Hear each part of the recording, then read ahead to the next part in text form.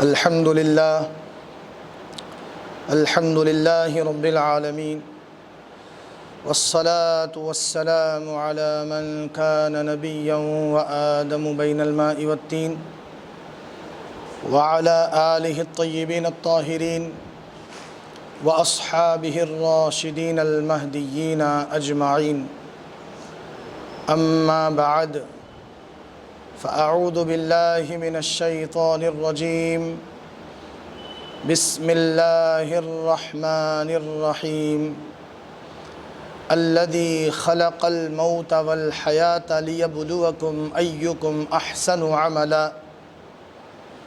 صدق الله مولانا العظيم، وبلغنا رسوله النبي الأمين الكريم، ونحن على ذلك لمن الشاهدين والشاكرين. محترم ناظرین و سامعین کرام، الحمدللہ اللہ رب العالمین کا بے حد فضل و احسان ہے، اللہ پاک کا بے انتہا کرم ہے کہ اس مالک کائنات نے ہم جیسے گنہگار بندوں کو ایک موقع عنایت فرمایا کہ ہم اس نیک مجلس میں، اس علمی مجلس میں کچھ دینی معلومات حاصل کر سکیں۔ محترم سامعین و حضرات، ابھی جس آیت مقدس کی میں نے تلاوت کی ہے، اس آیت مبارکہ میں رب کائنات انسان کی تخلیق کا جو اصل مقصد ہے، یہ جو اللہ رب العالمین نے موت اور حیات کی کشمکش رکھی ہے، موت و حیات کو تخلیق عطا فرمایا ہے، زندگی اور موت کا فلسفہ اللہ نے قرآن مجید کی اس آیت پاک میں بیان فرمایا ہے۔ چنانچہ عزیزان محترم، اللہ رب العالمین قرآن پاک میں ارشاد فرما رہا ہے، الذی خلق الموت والحیات۔ اللہ رب العالمین کی ذات وہ ہے جس نے موت اور حیات کو پیدا فرمایا۔ کیوں پیدا فرمایا؟ موت و حیات کو پیدا کرنے کا مقصد کیا ہے؟ آیت کے اگلے حصے میں اللہ رب العالمین ارشاد فرما رہا ہے، لِيَبْلُوَكُمْ، تاکہ تمہیں آزمائے، ایُّکم احسن عملا، تم میں سے کون اچھا ہے عمل کرنے میں، کس کا عمل اچھا ہے، کون حسن عمل کرنے والا ہے۔ اللہ تبارک و تعالیٰ کی بندگی کرنے میں کون حسن عمل سے کام لینے والا ہے، یہ جانچنے کے لیے، پرکھنے کے لیے رب کائنات نے موت و حیات کا یہ سلسلہ رکھا ہے۔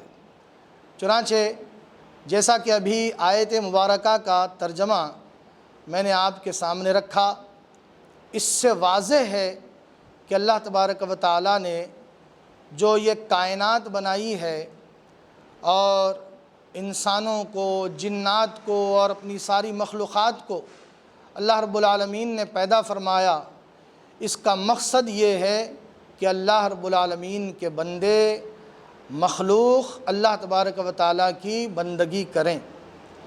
چنانچہ عزیزان محترم، اسی طرح ایک اور آیت پاک میں رب کائنات نے اس فلسفے کو بیان فرماتے ہوئے ارشاد فرمایا، وَمَا خَلَقْتُ الْجِنَّ وَالْإِنسَ إِلَّا لِيَعْبُدُونَ، یعنی میں نے جنوں اور انسانوں کو بنایا ہی اس لیے ہے کہ وہ میری عبادت کریں، فقط میری بندگی کے لیے، فقط میری عبادت کے لیے میں نے جنات اور انسانوں کو تخلیق جیسی نعمت سے سرفراز فرمایا، ان کو دنیا میں پیدا فرمایا۔ تو محترم سامعین، ناظرین، اللہ تبارک و تعالیٰ نے جو ہم کو زندگی عطا فرمائی ہے، اللہ رب العالمین کا یہ ایک بہترین انعام ہے، بہترین تحفہ ہے کہ ہم اللہ تبارک و تعالیٰ کی بندگی کر سکیں۔ چنانچہ میرے دوستو، عزیز سامعین اور بزرگوں اور عزیز خواتین، آپ تمام کو یہ اندازہ ہے اور آپ تمام اس بات سے بخوبی واقف ہیں کہ اللہ تبارک و تعالیٰ نے ہم کو بہت سارے ایام، بہت سارے مہینے ایسے عطا فرمائے ہیں جن کی اللہ رب العالمین کی بارگاہ میں ایک بہت زیادہ قدر و منزلت ہے، اور بعض ایسے بھی مہینے ہیں جن کو اللہ تبارک و تعالیٰ نے اتنا زیادہ اہمیت کا حامل بنایا ہے اور ان کو اتنا زیادہ رفعت عطا فرمائی ہے۔ دنوں کو دنوں پر اللہ نے فضیلت دی ہے، مہینوں کو مہینوں پر فضیلت دی ہے۔ چنانچہ یہ ماہ رمضان المبارک جو ہم پر سایہ فگن ہے اور اپنے اختتامی مراحل طے کر رہا ہے، یہ اللہ رب العالمین کا ایک عظیم تحفہ ہے ہمارے لیے۔ یہ مہینہ اللہ تبارک و تعالیٰ کا مہمان مہینہ ہے، اس کی ہمیں قدر کرنی چاہیے، اور یہ مہمان مہینہ عن قریب ہم سے رخصت ہونے والا ہے۔ عزیزان محترم، ویسے تو ماہ رمضان المبارک مکمل اللہ تبارک و تعالیٰ کی ایک عظیم نعمت ہے۔ پورا کا پورا مہینہ اللہ تبارک و تعالیٰ کے رحمتوں، اللہ تبارک و تعالیٰ کی نوازشات سے معمور ہے۔ بالخصوص ماہ رمضان کے جو آخری 10 دن ہیں، آخری ایام ہیں، اس کا تو کیا کہنا۔ اللہ تبارک و تعالیٰ کی خصوصی بارشیں، رحمت کی خصوصی بارشیں اس عشر آخر میں اللہ رب العالمین کی بارگاہ سے برستی ہیں۔ تو میرے محترم دوستو، یہی وجہ ہے کہ ہمارے آقا علیہ الصلاۃ والسلام کا یہ مبارک عمل ہے کہ جب حضرت سیدہ ام المؤمنین سیدہ عائشہ صدیقہ رضی اللہ تعالیٰ عنہ روایت فرماتی ہیں کہ جب رمضان کا آخری عشرہ آ جاتا تو میرے آقا علیہ الصلاۃ والسلام کمر بستہ ہو جاتے اور اپنے اہل و عیال کو جگاتے اور اس آخری عشرے میں اللہ تبارک و تعالیٰ کی خوب عبادت کرتے۔ اور آقا علیہ الصلاۃ والسلام نے رمضان کے اس آخری عشرے میں شب قدر کی تلاش کرنے کا بھی حکم دیا ہے۔ چنانچہ ارشاد فرمایا، حضور کی احادیث مبارکہ کا یہ مفہوم ہے کہ ہم رمضان کے آخری عشرے میں، آخری عشرے کی طاق راتوں میں شب قدر کو تلاش کریں۔ تو محترم سامعین، اللہ تبارک و تعالیٰ نے جو یہ موت اور حیات کا فلسفہ رکھا ہے، اس کے پیچھے مقصد یہی ہے کہ اللہ رب العالمین بندوں کو آزمائے اور ان کو پرکھے کہ کون اللہ تبارک و تعالیٰ کے بندے اللہ رب العالمین کی بندگی میں کھرے اترتے ہیں۔ چنانچہ اللہ تبارک و تعالیٰ قرآن کریم کے اندر یہ ارشاد فرما کر یہ بات واضح فرما دیا اور ہم کو اس بات کا حکم دیا کہ ہم اللہ رب العالمین کی بندگی میں زیادہ سے زیادہ اللہ تبارک و تعالیٰ کی بندگی میں اور اللہ رب العالمین کی عبادت میں اور اپنے رب کو منانے میں اپنے زندگی کے اوقات صرف کریں۔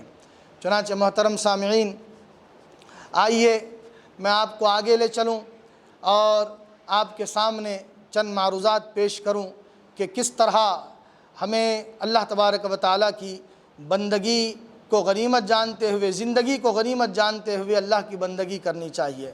میرے محترم سامعین، اللہ کے پیارے حبیب علیہ الصلاۃ والسلام نے ارشاد فرمایا کہ 5 چیزوں سے پہلے غنیمت جانو۔ حضور اکرم صلی اللہ تعالیٰ علیہ وآلہ وسلم نے بندگی کے اصول ہم کو فراہم فرمائے۔ آقا علیہ الصلاۃ والسلام نے اللہ رب العالمین کی دی ہوئی اس زندگی کی اہمیت کیا ہے، حضور علیہ الصلاۃ والسلام نے ہمارے سامنے اس کو واضح فرمایا۔ چنانچہ میرے اور آپ کے آقا علیہ الصلاۃ والسلام نے ارشاد فرمایا کہ اپنی جوانی کو بڑھاپے سے پہلے غنیمت جانو۔ یہ جو جوانی ہے، اللہ تبارک و تعالیٰ نے تم کو جوانی کی عمر عطا فرمائی ہے۔ جوانی کی عمر میں بندے کے جسم کے اندر طاقت ہوتی ہے، بندے کے جسم کے اندر توانائی ہوتی ہے، بندہ انتہائی زیادہ متحرک ہوتا ہے اور عمل کرنے میں بہت زیادہ وہ حصہ لے سکتا ہے اور اچھے اعمال اور نیک اعمال کر کے اپنی آخرت کو سنوار سکتا ہے۔ چنانچہ وہ اعمال جو جوانی میں کیے جا سکتے ہیں وہ بڑھاپے میں اتنا زیادہ اچھے طریقے سے ادا نہیں کیے جا سکتے۔ اس لیے رسول اکرم صلی اللہ تعالیٰ علیہ وآلہ وسلم نے ارشاد فرمایا کہ تم اپنی جوانی کو بڑھاپے سے پہلے غنیمت جانو۔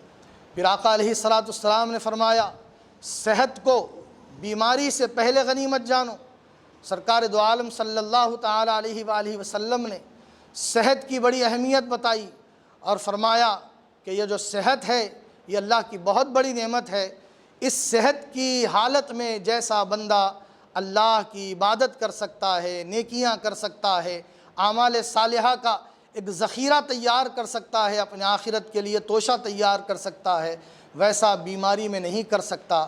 چنانچہ میرے اور آپ کے آقا نے فرمایا کہ بیماری آنے سے پہلے صحت کو غنیمت جانو اور اس صحت میں جو کچھ نیک اعمال کر سکتے ہو اپنی آخرت کے لیے وہ نیک اعمال کر لو۔ پھر حضور نے فرمایا اپنی مالداری کو، تونگری کو، اللہ نے اگر مال عطا فرمایا ہے تو مالداری اور تونگری کو اور خوشحالی کو مفلسی سے پہلے غنیمت جانو، فخر و فاقہ سے پہلے غنیمت جانو۔ کہیں ایسا نہ ہو کہ آج مال ہے، آج اللہ کا دیا ہوا مال و دولت ہے تو اس میں سے ہم خرچ کرنے میں پیچھے رہ جائیں اور یہ سوچیں کہ ابھی وقت بہت پڑا ہے، آگے دیکھیں گے، اس مال کو ابھی تو دنیا کے کاموں میں لگانا ہے، دیکھیں گے دوسرے کاموں میں خرچ کرنے کا جب وقت آئے گا آگے خرچ کریں گے۔ تو عزیزان محترم کہیں ایسا نہ ہو کہ مال ہاتھ سے چلا جائے اور وقت بدل جائے، تونگری سے، مالداری سے مفلسی اور محتاجی کی طرف ہم چلے جائیں اور اس وقت چاہ کر بھی ہم خرچ نہ کر سکیں، اللہ کی راہ میں صدقات و خیرات نہ کر سکیں۔ چنانچہ حضور اکرم صلی اللہ تعالیٰ علیہ وآلہ وسلم نے ارشاد فرمایا کہ مالداری کو مفلسی سے، فاقے سے، محتاجی سے پہلے غنیمت جانو۔ جب اللہ نے مال دیا ہے تو تم اللہ کی راہ میں اس میں سے کچھ خرچ کرو۔ اسی طرح آقائے دو جہاں صلی اللہ تعالیٰ علیہ وآلہ وسلم نے فرمایا کہ اپنے فراغت کے اوقات کو مشغولیت سے پہلے غنیمت جانو۔ یہ جو فارغ وقت ہمیں ملتا ہے، خالی وقت آج ہے، ہو سکتا ہے کل نہ ملے، کل ہم مصروف ہو جائیں، لہٰذا اللہ کے رسول نے فرمایا فارغ اوقات اگر ہیں تو ان کو تم مشغولیت سے پہلے غنیمت جانو۔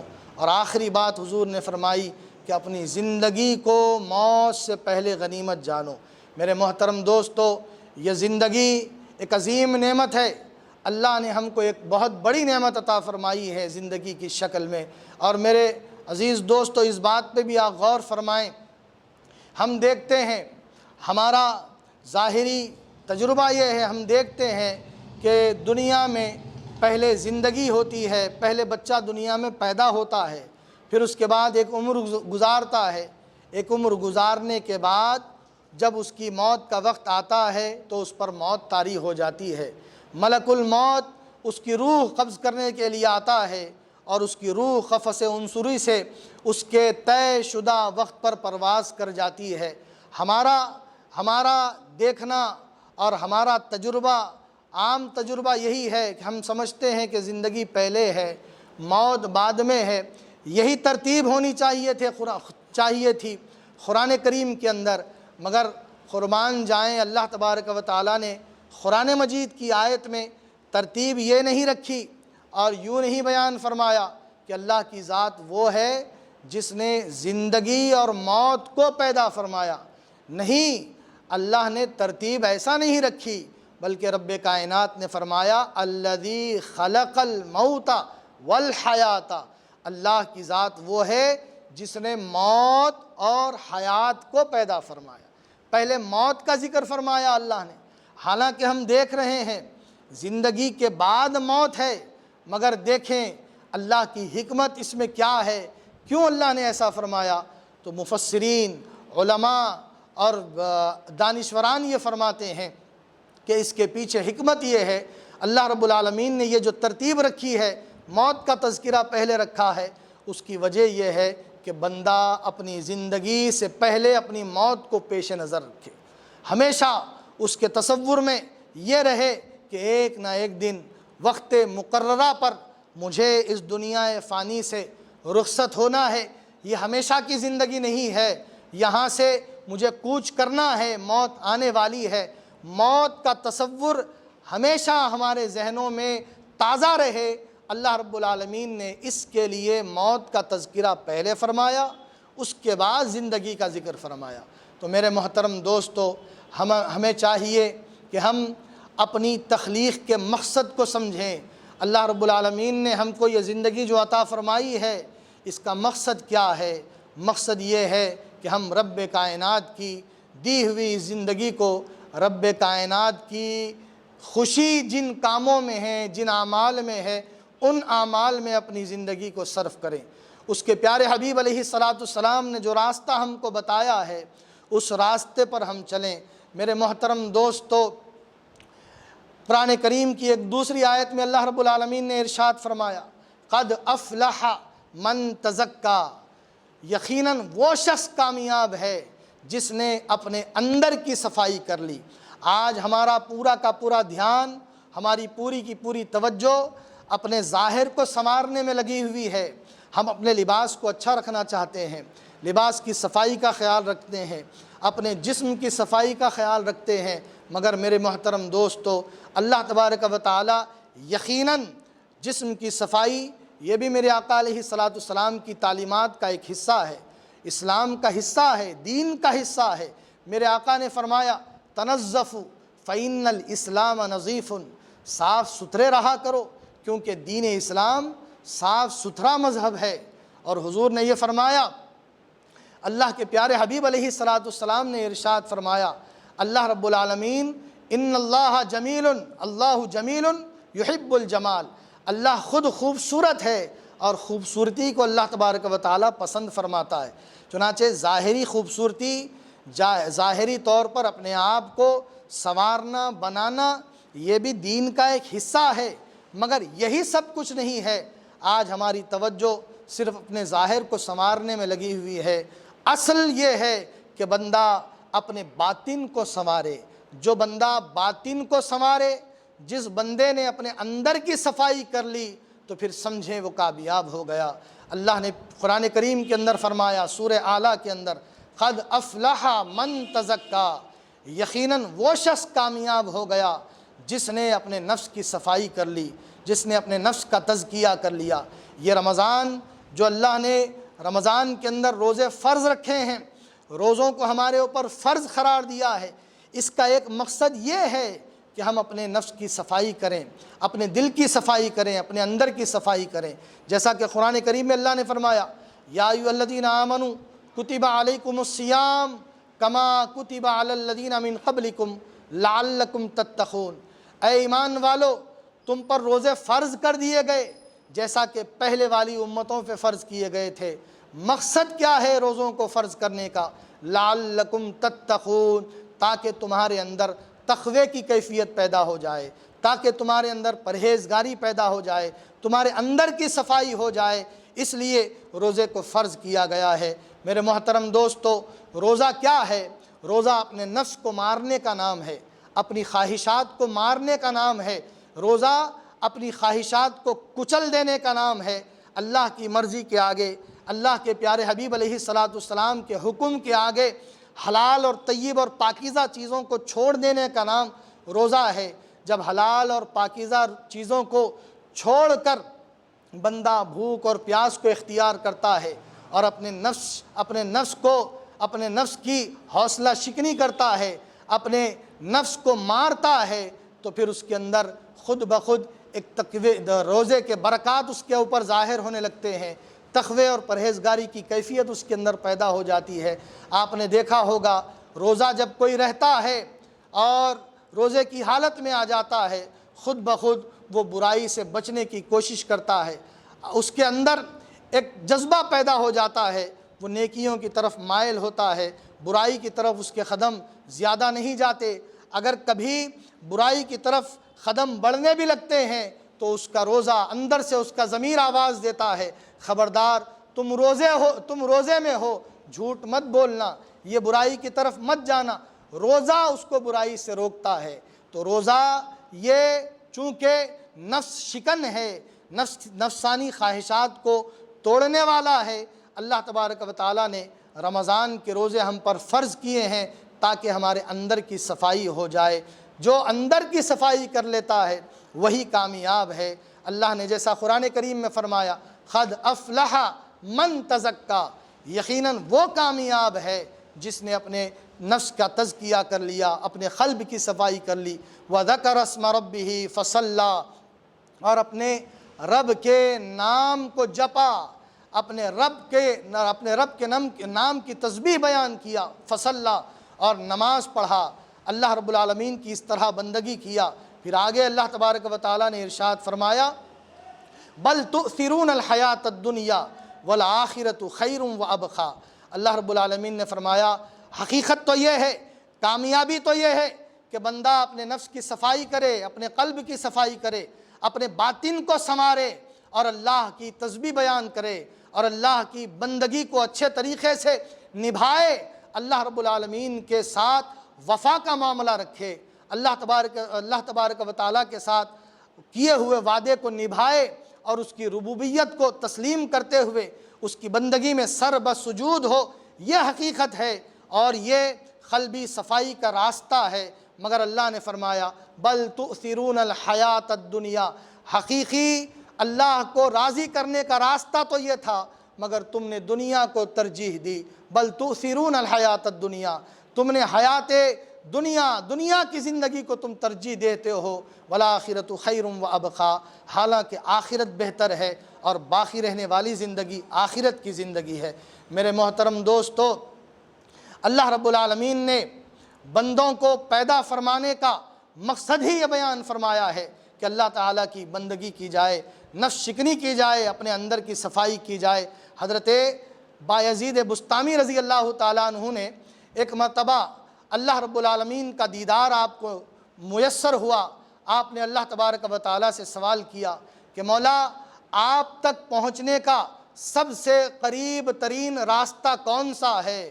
تو اللہ رب العالمین نے جواب دیا، اے بایزید سنو، مجھ تک پہنچنے والا سب سے قریب ترین راستہ نفس شکنی ہے، نفس کو مارنا ہے۔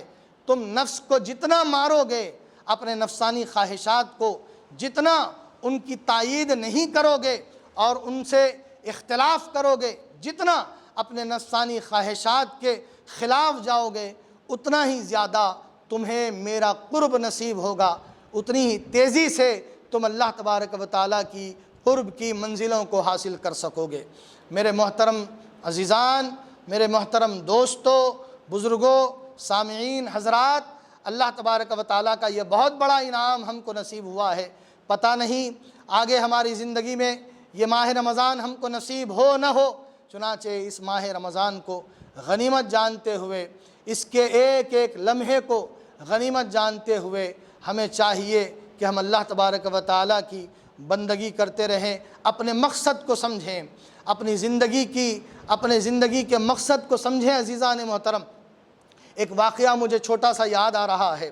ایک مرتبہ حضرت سیدنا موسیٰ علیہ السلام نے ایک چھپکلی کو دیکھا، آپ کی نظر ایک چھپکلی پہ پڑی، آپ کے دل میں خیال آیا، فوری آپ نے، کیونکہ کلیم اللہ ہیں، اللہ تبارک و تعالیٰ سے کلام کرنے کا معجزہ حاصل ہے، اللہ تبارک و تعالیٰ آپ سے کلام فرماتا ہے، چنانچہ حضرت موسیٰ کلیم اللہ علیہ السلام نے اللہ رب العالمین کی بارگاہ میں یہ سوال رکھا کہ مولا آخر تو نے اس چھپکلی کو کیوں پیدا فرمایا؟ اس حقیر جانور کو پیدا کرنے کے پیچھے اے اللہ تیرا کیا مقصد ہے؟ تو اللہ رب العالمین کی طرف سے جواب آیا کہ اے موسیٰ، تمہارے اس سوال سے پہلے اس چھپکلی نے بھی مجھ سے یہی سوال کیا اور تمہاری طرف دیکھ کر پوچھا، اے اللہ رب العالمین، اے رب کائنات، تو نے موسیٰ کو کیوں پیدا فرمایا؟ تو نے موسیٰ کو پیدا کرنے کے پیچھے کیا حکمت رکھی ہے؟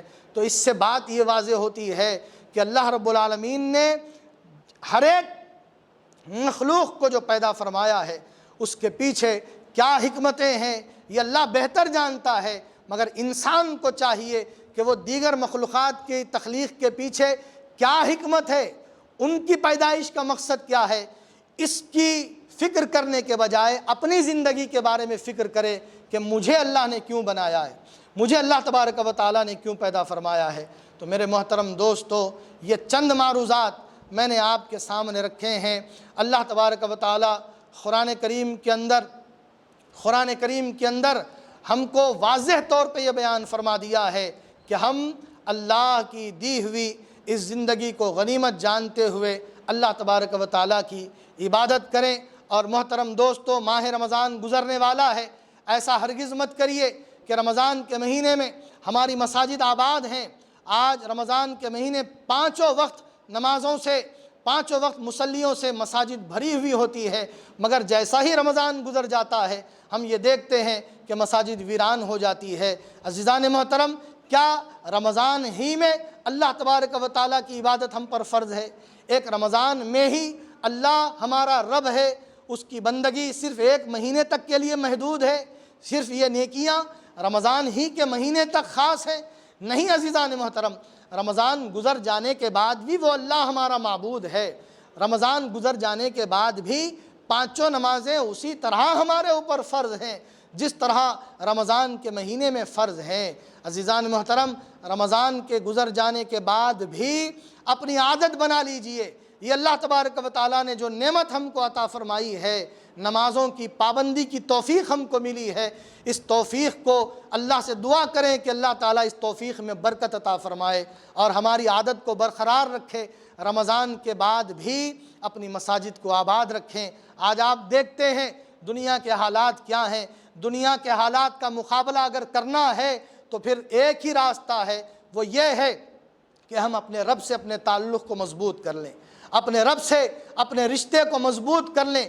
جتنا بندہ اپنے رب سے اپنے تعلق کو مضبوط کرے گا اتنا ہی دنیا اس کے سامنے اپنے گھٹنے ٹیکے گی، دنیا اس کے سامنے اپنا سر خم کر لے گی اور دونوں جہاں میں اس کو کامیابیاں نصیب ہوگی۔ عزیزان محترم، یہ ہرگز نہیں کرنا چاہیے۔ یہ حسن بندگی سے بالکل عین مخالف بات ہے کہ بندہ ایک مہینہ تو اللہ تبارک و تعالیٰ کی عبادت کرے اور پھر رمضان کا مہینہ گزر جانے کے بعد پھر وہی اپنی سابقہ زندگی میں لوٹ کر چلا جائے۔ یہ وفاشیاری نہیں ہے دوستو، یہ اللہ تبارک و تعالیٰ کی بندگی کا سلیقہ نہیں ہے۔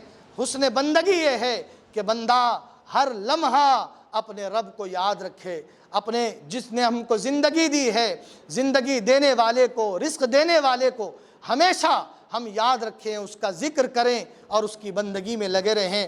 میرے محترم سامعین، آخری بات عرض کروں، سیدہ عائشہ صدیقہ رضی اللہ تعالیٰ عنہ نے حضور اکرم صلی اللہ تعالیٰ علیہ وآلہ وسلم سے ایک موقع پر پوچھا کہ یا رسول اللہ، سب سے بہترین عمل اور سب سے پسندیدہ عمل اللہ کی بارگاہ میں کون سا ہے؟ تو حضور نے فرمایا احب الاعمال عند اللہ ادومھا، اللہ کے نزدیک سب سے بہترین عمل وہ ہے جس کے اندر ثبات ہو، جس کے اندر دوام ہو، جو پابندی سے کیا جائے، وَإِنْ خَلَّ، اگرچہ کہ وہ تھوڑا ہو۔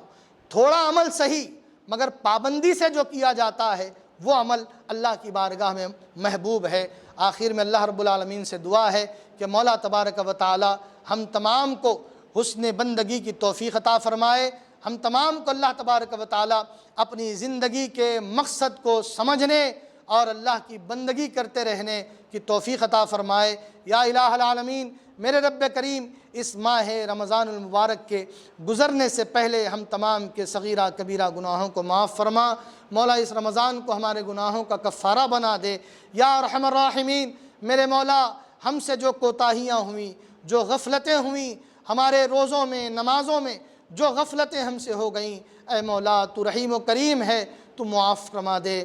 قیامت کے دن ایک بندے کو لایا جائے گا، اللہ تبارک و تعالیٰ کی طرف سے حکم ہوگا، مولا اللہ تبارک و تعالیٰ کی طرف سے حکم ہوگا اس بندے کو دوزخ کی طرف بھیج دیا جائے، دوزخ میں ڈال دیا جائے۔ فرشتے پکڑ کے دوزخ کی طرف لے جا رہے ہوں گے، بندہ پلٹ کے کہے گا مولا تو نے میرے ساتھ انصاف نہیں کیا، اللہ تعالیٰ پوچھے گا کیف یا عبدی، اے میرے بندے کیسے میں نے انصاف نہیں کیا؟ بندہ عرض کرے گا مولا تو نے اپنا نام رحیم رکھا، رحمان رکھا، اور تو مجھے عذاب دے گا؟ تیرا نام رحمان و رحیم ہے، اپنا نام رحمان و رحیم رکھنے کے بعد بھی تو مجھے دوزخ میں ڈال کر عذاب دے گا؟ اللہ تبارک و تعالیٰ کی جوش، اللہ تبارک و تعالیٰ کی رحمت کا سمندر جوش میں آئے گا، اور اللہ تعالیٰ فرمائے گا کہ اے فرشتو، یقیناً میں نے اپنا نام جیسے رکھا ہے میں ویسا ہی ہوں، میں رحمان ہوں، رحیم ہوں، میرے بندے کے سارے گناہوں کو میں نے معاف کر دیا ہے، اس کو دوزخ کے بجائے جنت میں ڈال دو، بے شک میں غفور الرحیم ہوں۔ اے اللہ تجھے تیرے انہی ناموں کا واسطہ ہماری مغفرت فرما، ہمارے گناہوں کو معاف فرما، ہمارے والدین کے گناہوں کو معاف فرما، ساری امت مسلمہ کے حال پر رحم فرما۔ وآخر دعوانا الحمد للہ رب العالمین وما علینا الا البلاغ۔